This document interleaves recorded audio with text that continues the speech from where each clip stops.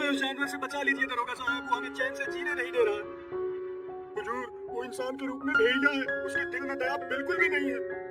वो लूटपाट ऐसे करता है जैसे लूटपाट करना उसके लिए खेल हो। आखिर वो है कौन जिससे आप दोनों इतना डर रहे हैं, और उसने आपके साथ क्या किया है? हुजूर, वो जानवर से भी बदतर है। वो एक लुटेरा है। वो इतना बेरहम है कि दर्द भरी चीखें सुनकर भी वो हंसता है। वो अब तक 7 कत्ल कर चुका है। अब वो हम दोनों के पीछे पड़ा है। हम दोनों व्यापारी हैं और व्यापार के सिलसिले में हमें दूर राज्यों में जाना पड़ता है, लेकिन पिछले कुछ दिनों से जैसे ही हम माल लेकर निकलते हैं, रास्ते में वो हमें लूट लेता है। हुजूर, हम दोनों आपके पास बड़ी उम्मीद लेकर आए हैं। अब आप ही हमारा आखिरी सहारा हो। आप हमें उससे बचा लीजिए, नहीं तो हमें व्यापार बंद करके घर में बैठना पड़ेगा। अब आपको चिंता करने की जरूरत नहीं है, अब उसे चिंता करने की जरूरत है। आप दोनों की सुरक्षा के लिए मैं सिपाही दीनू को आपके साथ भेज रहा हूँ। आपका बहुत बहुत धन्यवाद दरोगा साहब। दीनू, इधर आओ। इसे तो देखकर लगता है कि इसे ही सुरक्षा की जरूरत है। भला ये हमारी सुरक्षा क्या करेगा? आपने कुछ कहा क्या? नहीं नहीं दरोगा साहब, मैंने कुछ नहीं कहा। मैं तो कह रहा था कि सिपाही दीनू के होते हुए भला कौन हम पर हमला करने की हिम्मत करेगा। भाई जल्दी निकल चल यहाँ से, अगर वो आ गया तो उससे बचना मुश्किल होगा। ओ, तू सही कह रहा है। तुम दोनों डर क्यों रहे हो? मैं दूंगा। अगर वो यहाँ आया तो उसकी खैर नहीं, लाठी घुमा के। कौन है जिसने रास्ते में बैलगाड़ी खड़ी कर दी है? ये बैलगाड़ी किसकी है? कोई है यहाँ? जल्दी से इसे रास्ते से हटाओ। तुम तीनों जल्दी से बैलगाड़ी को रास्ते से हटाओ, नहीं तो मैं तुम्हें हवालात में बंद कर दूंगा, लाठी घुमा के। अच्छा, तो तुम इस हवलदार को लाए हो अपनी सुरक्षा के लिए। अब बोलो, तुम तीनों क्या कर लोगे? तुम्हें क्या लगा था अगर तुम इस सिपाही को अपने साथ लाओगे तो मुझसे बच जाओगे? अगर तुम अपने साथ पूरी फौज भी लाते ना, तब भी तुम दोनों मुझसे नहीं बच सकते थे। हमें माफ कर दो, हमें कुछ मत करना। तुम्हें जो चाहिए ले जाओ, लेकिन हमें यहाँ से जाने दो। वो तो मैं दूंगा ही, लेकिन तुमने जो किया है तुम्हें उसकी सजा भी दूंगा, ताकि आगे से तुम ऐसी हरकत दोबारा ना करो। तुम क्या करोगे हमारे साथ? वो तो तुम्हें थोड़ी देर में पता चल ही जाएगा। पहले मैं जो करने आया हूँ वो तो कर लूं। अपना काम तो हो गया। बाला, अब तो इन दोनों के पूरे कपड़े उतार ले। जब ये दोनों बिना कपड़ों के अपने घर जाएंगे, तब इन्हें पता चलेगा कि खुद को होशियार समझने का क्या नतीजा होता है। और इस सिपाही का क्या करना है सरदार? इससे मेरी कोई दुश्मनी नहीं है, इसे कुछ भी नहीं करना। छोड़ दे। बस अब और कुछ मत उतारना। बाला, तो रुक क्यों गया? इसके शरीर पर एक भी कपड़ा नहीं रहना चाहिए। काका, तुम अपने घर जाओ, हमें से कोई भी तुम्हें कुछ नहीं करेगा। बहुत साल हो गए मैंने इस गांव की तरफ देखा भी नहीं। जब पिछली बार मैंने इस गांव को लूटा था, तब गांव वालों के पास बहुत माल था। अब तक तो इनके पास पहले जितना माल जमा हो गया होगा। जाओ और गांव वालों से सारा माल लूट कर मेरे पास ले आओ। और याद रहे, लूट पाट करने के बाद वही करना जो अब तक करते आए हो।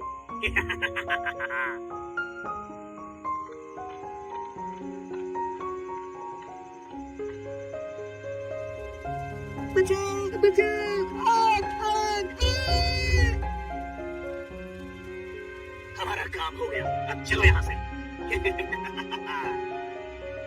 इस खंडहर हो चुकी हवेली को देखकर पुरानी यादें ताजा हो गई। ऐसा लगता है जैसे वो कल रात की ही बात थी।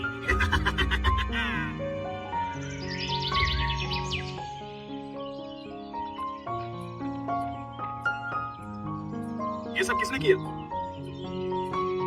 दरोगा साहब, ये दवाई उसी दरिंदे ने मचाई है जिसने सालों पहले हम सबको बर्बाद किया था। कौन है वो? क्या आप सब में से कोई उसके बारे में कुछ बता सकता है? हम में से कोई भी इसके बारे में कुछ भी नहीं बताएगा, क्योंकि अगर किसी ने भी इसके बारे में कुछ भी बताया तो वो फिर से तबाही मचा देगा। आप सब उससे इतना डरते क्यों हैं? हम सब उससे इसलिए डरते हैं क्योंकि वो जानवर है, और पिछली बार भी हमने उसकी शिकायत की थी, लेकिन उसका अंजाम ये हुआ कि उसने गांव में कत्लेआम मचा दिया। इसलिए आप यहाँ से जाइए और हमें हमारे हाथ पर छोड़ दीजिए। लेकिन कुछ नहीं, आप जाइए यहाँ से। हम में से कोई भी उनके बारे में कुछ नहीं बोलेगा। भाग्यवान घर के सभी खिड़की दरवाजे अच्छे से बंद कर दो। अरे आजकल लुटेरे बेखौफ हो गए हैं। चारों तरफ उन्होंने लूटपाट मचा रखी है। कहीं ऐसा ना हो कि वो हमारी हवेली में ढाबा बोल रहे। तुम दोनों कौन हो? बिना पूछे अंदर कैसे आए भाई? शायद तुमने मुझे पहचाना नहीं, लेकिन मैं तुम्हें बहुत अच्छी तरह से जानता हूँ। तुम मनोहर हो ना, इस गांव के सबसे बड़े जमींदार। हाँ, तुमने बिल्कुल ठीक कहा, मैं मनोहर ही हूँ। लेकिन तुम मुझे कैसे जानते हो? मैं तुम्हारे बारे में सब कुछ जानता हूँ। तुम किसी जमाने में पृथ्वी सिंह के नौकर हुआ करते थे, लेकिन आज सैकड़ों एकड़ के मालिक हो। तुम्हें ये सब कैसे पता? मैं तो ये भी जानता हूँ। कि वो जमीन पृथ्वी सिंह की हुआ करती थी और तुम उसके मालिक कैसे बने। अरे आखिर तुम हो कौन और मेरे बारे में ये सब कैसे जानते हो? मैं उन्हीं पृथ्वी सिंह का बेटा हूँ जिन्हें तुमने धोखे से मरवाकर उसकी सारी जमीन और जायदाद हड़प ली थी। लेकिन कालिया ने तो पृथ्वी सिंह और उसके पूरे खानदान को मौत के घाट उतार दिया था, तो फिर तुम उसके बेटे कैसे हो सकते हो? मुझे ऐसा लगता है जैसे शायद तुम कालिया को ये बताना भूल गए थे। हम 4 भाई बहन हैं, इसलिए उसने मेरे माता पिता के साथ साथ मेरे 2 भाई और एक बहन की जान तो ले ली थी, लेकिन वो मुझे मारना भूल गया था। चलो ठीक है, मैंने तुम्हारी ये बात मानी कि तुम पृथ्वी सिंह के बेटे हो और कालिया तुम्हें मारना भूल गया था।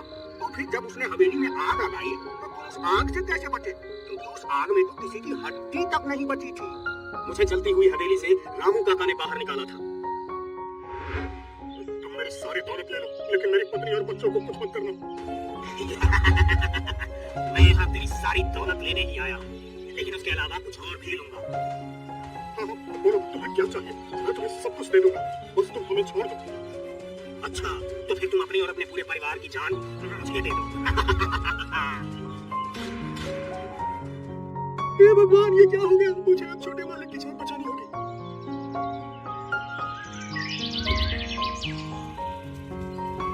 इस तरह रामू काका ने मुझे बचा लिया था। लेकिन तुम्हें कैसे पता चला कि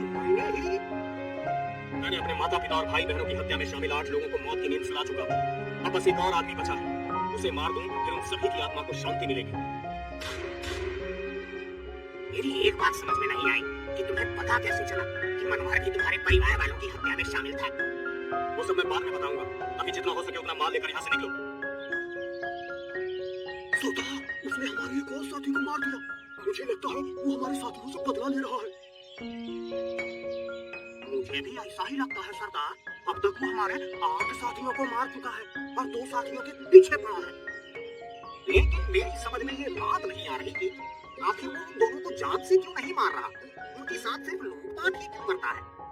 मैं तो ये भी नहीं समझ पा रहा हूँ कि वो लूटे हुए माल का करता क्या है। सरदार, आप चुप क्यों हैं? अरे कुछ बोल क्यों नहीं रहे?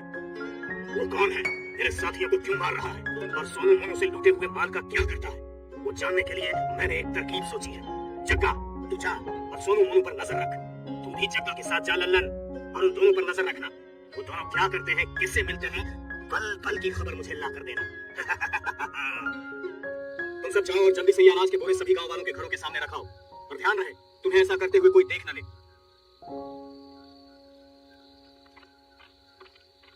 बस कुछ दिनों की और बात है, फिर मैं उस दरिंदे तक पहुंच जाऊंगा जिसने मुझे ये जानवर बनने पर मजबूर किया। ये कौन है और इतनी रात में यहाँ क्या कर रहा है? कहीं ये वही डाकू तो नहीं? कपड़ों से तो ये डाकू ही लगता है। मैं अभी इसे पकड़ता हूँ।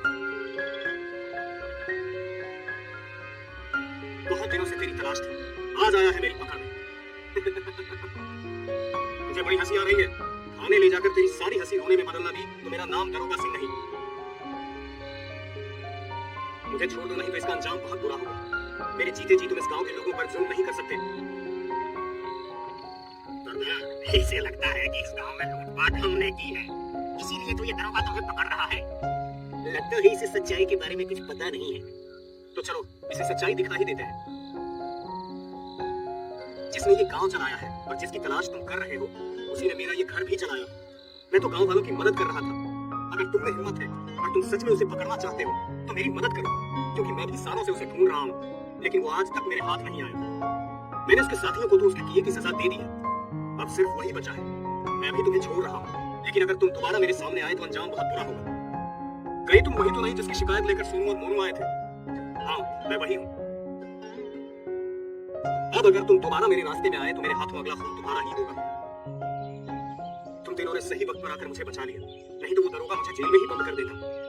अगर वो दरोगा तुम्हें जेल में बंद कर भी देता तो हम तुम्हें वहां से भी छुड़ा लाते सरदार। हाँ सही है, तुम तीनों ही मेरे सच्चे साथी जो हो।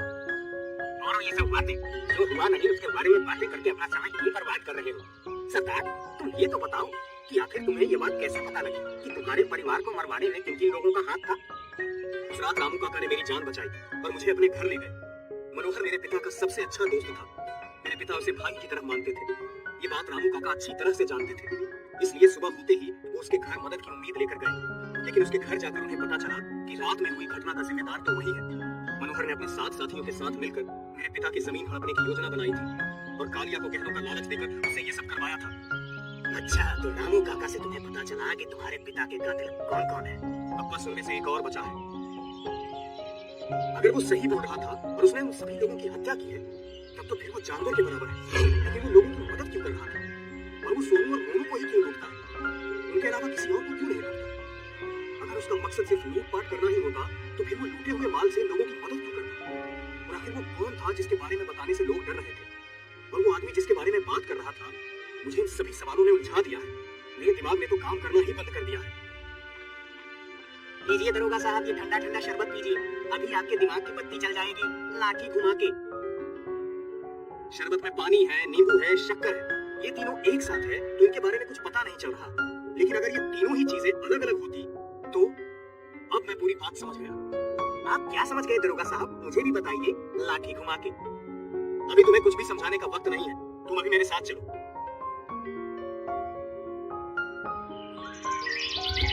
चने ले लो, चने, गरम गरम करारे मसालेदार चने। अरे दरोगा साहब, आप चने क्यों बेच रहे हैं? अच्छा, तो आप चने बेचने का धंधा शुरू कर रहे हैं? तुम चुप रहो और मेरे साथ चने बेचो। ये चने वाले, जल्दी से एक कटोरी चने दे। मुझे भी एक कटोरी चने देना और ध्यान रहे, जैसा तुमने कहा है, चने गर्मा गर्म और मसालेदार होने चाहिए, नहीं तो तुझे एक पैसा भी नहीं मिलेगा। तुम चिंता ना करो भाई, मैंने जैसा कहा है वैसा ही करूंगा। तुम जानता नहीं हम किसके आदमी हैं।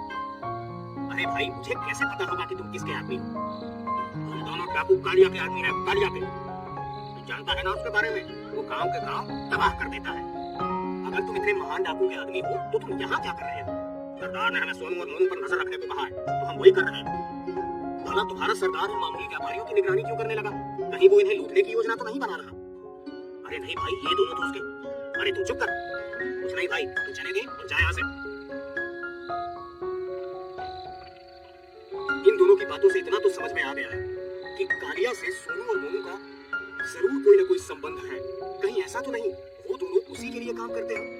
ये हो सकता है, तभी वो उन दोनों के पीछे पड़ा है। अगर ऐसा है तो वो जरूर उनके पीछे एक बार फिर आएगा। मुझे अब इन दोनों से बचकर सोनू और मोनू पर नजर रखनी होगी।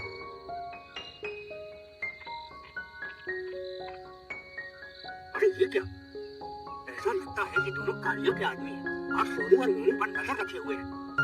अच्छा, तो कालिया मुझसे होशियार बनने की कोशिश कर रहा है।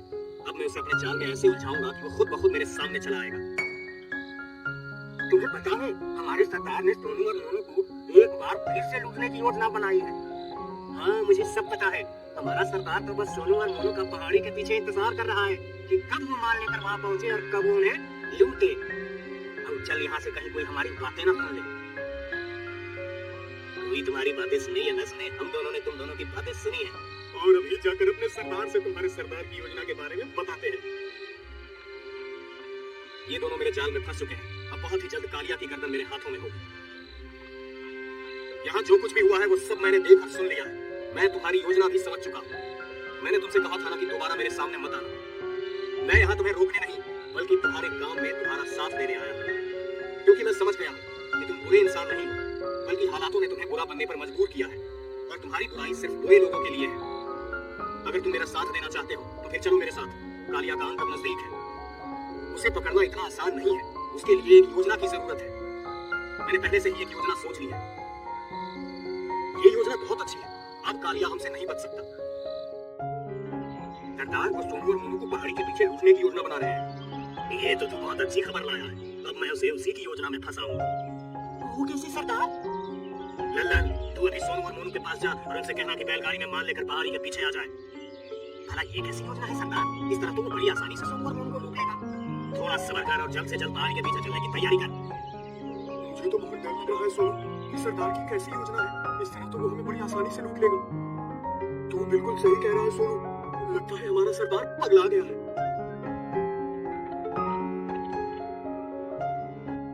सारा माल हमारे हवाले कर दो और अपनी जान बचाकर यहाँ से भाग जाओ, नहीं तो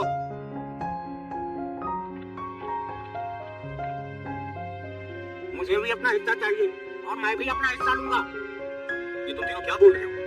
मैं तुम्हारा सरदार हूँ, इसलिए ये पूरा माल मेरा है।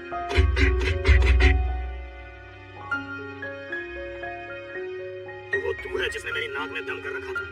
तूने बिल्कुल सही पहचाना। तेरी मौत तेरे सामने खड़ी है। तो तू मरने से पहले ये बता कि तू कौन है और तूने मुझसे दुश्मनी मोल क्यों ली? मैं वही हूँ जिसके माँ बाप भाई बहन को तूने सालों पहले मार दिया था और माँ तेरे सामने नहीं बल्कि तेरे सामने खड़ी है। तू कहाँ से आया है? मुझे क्या लगा था तूने मुझे अपने जाल में फंसाया है? नहीं, मैं तेरे जाल में नहीं बल्कि तू मेरे जाल में फंसा है। अब मैं तुझे वैसे ही मारूंगा जैसे तूने मेरे परिवार वालों को मारा था। अब तू तड़प तड़प कर मरेगा और तेरे साथी भी। खुद को कालिया के सामने कमजोर दिखाकर उसे लापरवाह होने पर मजबूर करने की तुम्हारी योजना बहुत अच्छी थी, लेकिन तुमने कैसे पता लगाया कि मैं नहीं बल्कि कालिया बुरा है? बस यूं समझ लो मैंने शरबत पीते पीते अंदाजा लगा लिया। अब मासूम गांव वालों को कालिया के जुल्मों से मुक्ति मिलेगी डंडा घुमा के।